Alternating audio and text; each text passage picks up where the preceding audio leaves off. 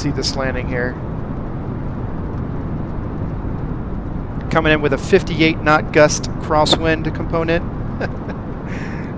Oh, Lord.